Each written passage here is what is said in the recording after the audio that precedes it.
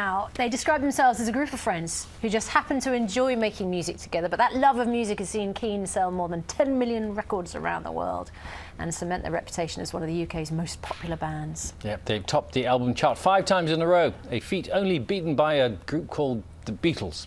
And now they're back with a new single, not the Beatles, Keane. We'll speak to them in a moment, 2 of them anyway. Morning, guys. Morning. First, here is a reminder, as if you need it, of some of your hits.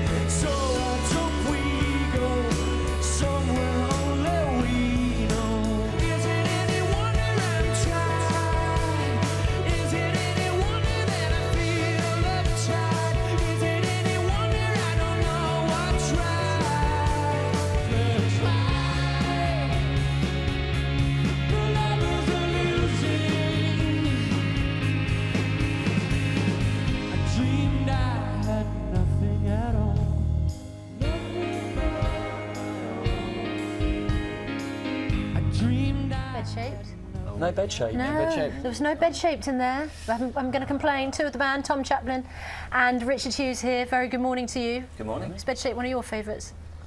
It certainly is, yeah. Yeah, it goes down so well at gigs. It's great fun. We're so doubly honoured to have you with us, really. A, because you're here at all. B, because you were only yesterday afternoon playing at Tina Park in Perthshire in Scotland, and you've made an extraordinary effort to be with us, so we're very grateful to you. We travelled through the night.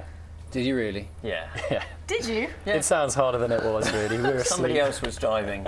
Yeah. Was it a proper rock style limousine you were in, or? No, we were on a tour bus. Tour bus. Yeah. With those little bunks? Yeah. Comfortable? Yeah, they're a bit too short for me. I've got very long legs. The fact that you were playing yesterday meant you didn't see any of the match, and you're big sports fans, aren't you? Yeah, we really wanted to see the tennis, but there was no big screen anywhere, and the internet was rubbish. So considering we were in Scotland, you'd have thought there'd been a big screen showing. But you were getting updates. Yeah, my wife was texting me shot by shot. Yeah. And how was the weather in Scotland? No, because it's been sort of difficult year for festivals. Did it hold up for you while you were on stage? It did for us. I think yesterday they endured the worst of it. But it's an amazing testament And the day before, it's now tomorrow. Oh, sorry, yeah. You can if it's Monday, we're somewhere. But I mean, the Scottish fans are brilliant. At the best of times, but even the worst of times, they were absolutely fantastic. And they were traipsing through mud that was that deep, and they'd been in it for 3 days, and they still kind of gave us everything. It was lovely.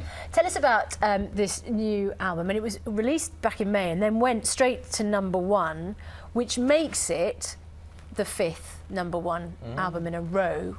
Which means, as Bill was saying, there's only one band that's done better than that. There's only one band that's better than us, ever.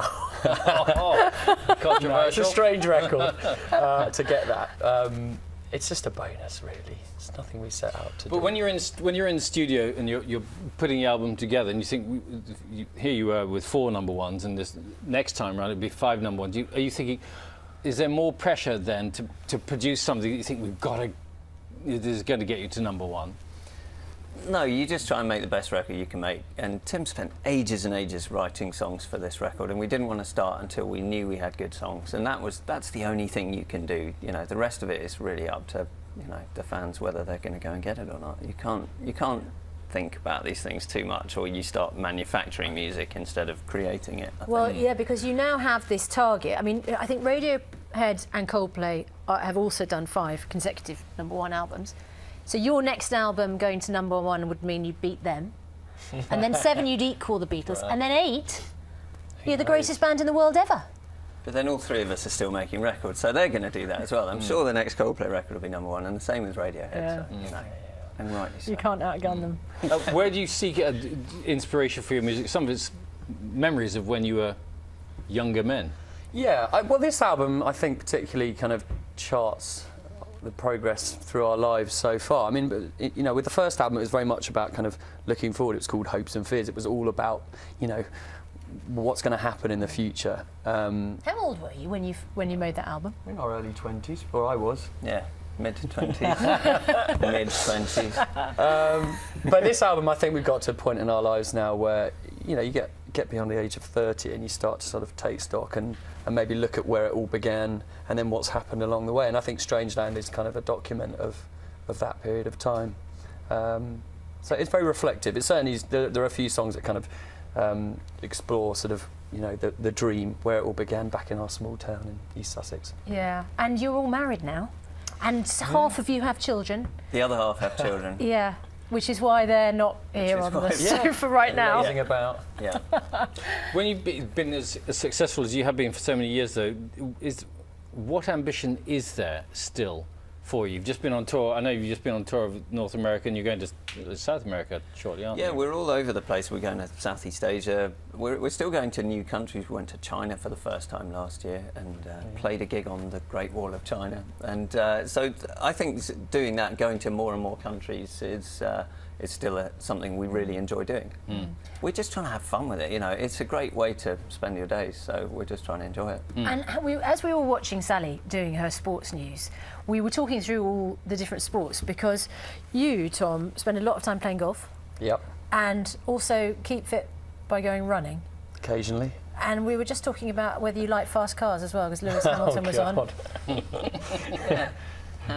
How's that Ferrari doing? Yeah, they've both got big dents in them. So let's just get this straight. You had not one Ferrari, but two. No, I had one after another? one after another. Come Do you on. want to tell us Hey, I've clammed up now. Come on. Can you tell why? You've got to, Tom, tell us the story. You live the showbiz pop star lifestyle, but buying yourself a lovely shiny car. How long was it And I before you- realised it meant nothing in the end. Yes. That's the Particularly truth when of it was in a pile of bits. And extraordinary thing you were telling us earlier, Richard, about how you deal with your challenges, because we were talking about rock climbing as well, or Yeah. scaling. What was Yeah. it? We were talking Well, about yeah, climbing. because you like rock climbing, and I said I used to do it, but don't because of vertigo. You do it because of vertigo. Well, I started getting vertigo. We started staying in these ridiculously tall hotels and things, and I started getting vertigo, and I just didn't want to have it, so I took up rock climbing, and it's a really good way of taking on vertigo and winning.